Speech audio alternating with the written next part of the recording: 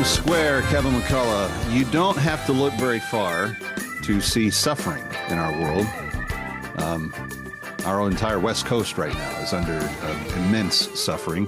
And as we have seen reasons why that's come about from public officials and negligence and mismanagement and a whole host of other things, one of the points that kind of has been driven home to me in recent days is that the cause of it doesn't always matter. If you're suffering, you're suffering. If you're in pain, you're in pain. You want it to stop. You want it to go away. You would like things to be better. Maybe the only thing that's worse than that is when you're not the one going through it, but you love the person that is. And that's kind of the perspective, at least I think it is, of my next guest. Camille Block is her name, and the book is called Hope for Secondhand Suffering, Tools for the Heart When You Can't Fix Your Loved One's Pain. This is the book. Go get a copy, read it, know it. Camille joins us from her home in Southern California. Camille, welcome. Good to see you. Hi, Kevin. Thanks for having me. I want to get into the book itself, but I want to talk about the idea of suffering initially first, especially for people that live around and near you. You're able to talk to us today through the miracle of technology and through a degree of safety because your particular community in Southern California has been spared thus far of the tragedy that's going on there. But as you see it break out all around you, what are your thoughts in terms of what your neighbors and friends and loved ones and family are going through? Yeah, it's crazy. My thoughts are I feel people's pain pretty deeply, even if they're not my best friend or they're not my family Right. member. And and I think it struck me, this I've lived here my whole life. We've had our share of fires, every few years there's always something, but this is different. It feels different. And entire communities were wiped out. Yeah. And so I know a lot of people, I know five people personally that lost their homes. I have one person who's actually in the other room, spent the night, who's evacuating. She's in Topanga Canyon, and they're kind of always on watch. People have not been sleeping, watching their apps and turning on the news. It's been a little overwhelming, and I have been surprised at how much I've actually been feeling that weight myself. And I didn't even lose power. Most of my friends have lost power. And so, there's a degree of, even feeling that survivor's guilt to some degree of like, well, why am I okay and they're not? So yeah, I'm feeling it even though I'm fine. Well, it's interesting because even on the East Coast, even in New York, um, people, not just my wife, who happens to stem from your area of California, but people that have never lived in California. I think the whole nation is feeling the sense of loss.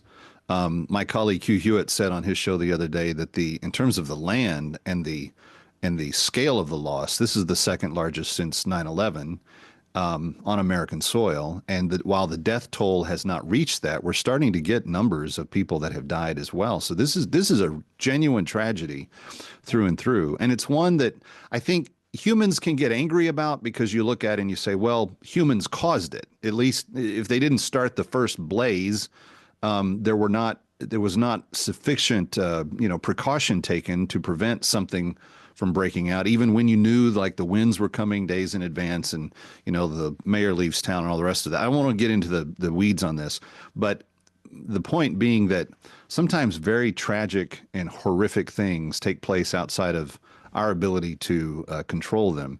And I think that's where what you've written about in Hope for Secondhand Suffering, Tools for the Heart when you can't fix your loved one's pain. I think there's probably some principles in here that are very timely for us.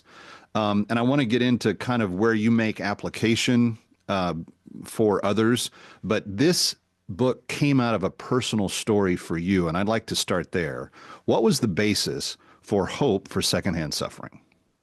Yeah, sure. Thank you.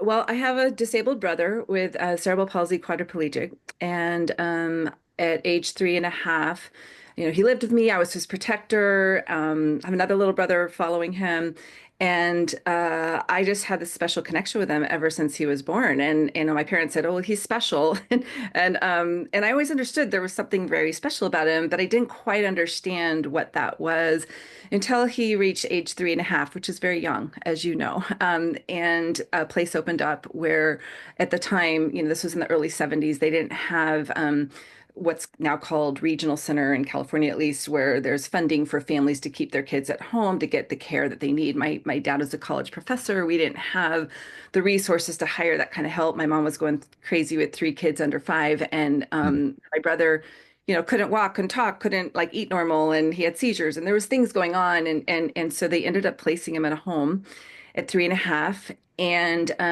I was told, well, he can be with people like himself. He'll never be any different. This is, kind of from the doctor's mouths to my parents to me. You just have to, accept that he'll be with people like himself. And they use the term, it's really kind of a bad word right now in the disabilities community, but like they called, he's mentally retarded. He'll never understand anything. He won't know any better. And so my parents kind of believed that, even though I think in their heart they knew that quite wasn't true. But there was a place for him, a bed, and this place has been lovely. And he's been there all his life, actually, to this day. It wasn't until my daughter went to college, my firstborn went to college, and 2 weeks later, my mom suddenly died from a massive stroke, that I was hit with an overwhelming grief. And it was a grief I couldn't explain. And I started journaling on the computer. It's because I've learned to do that better than the journal. But what came out was kind of my shock, and it was all about my brother Kevin. And so that's where the book started. It was like I realized there was unresolved grief, a lot of suppression of emotions that I had never really dealt with. Mm. And it all came out, and kind of coincidentally, or not coincidentally, but at the same time, I have become his medical conservator, his advocate, and I am now, I fight. He's still here, he's still alive. In fact, he's doing better than ever, and it's because of advocacy and a lot of things I've done with that secondhand suffering. And I guess the term itself kind of came about because as I was writing, it just occurred to me, I'm not the only one that feels this feeling. Like Right. when you love someone and you can't fix it. So, I describe it as that silent anguish, and a very heavy emotional burden that grips our hearts when we're walking alongside someone that we love that has great pain or suffering, but we really can't fix it. And it's like, how do you describe that? Yeah. And that's kind of where the term came.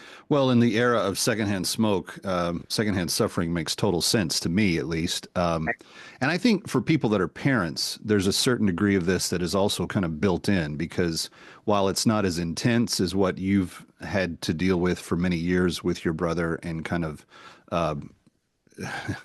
let's just throw all the analogies in there, compound the interest on it over time so it becomes more and more.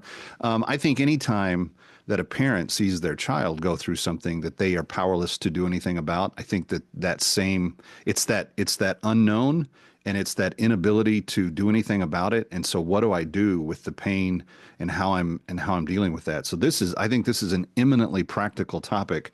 When we come back, we can't go into the whole thing, but what are some kind of defining attributes of secondhand suffering as you've dealt with them, and then what are maybe one or two suggestions as to how we can help when we're aware?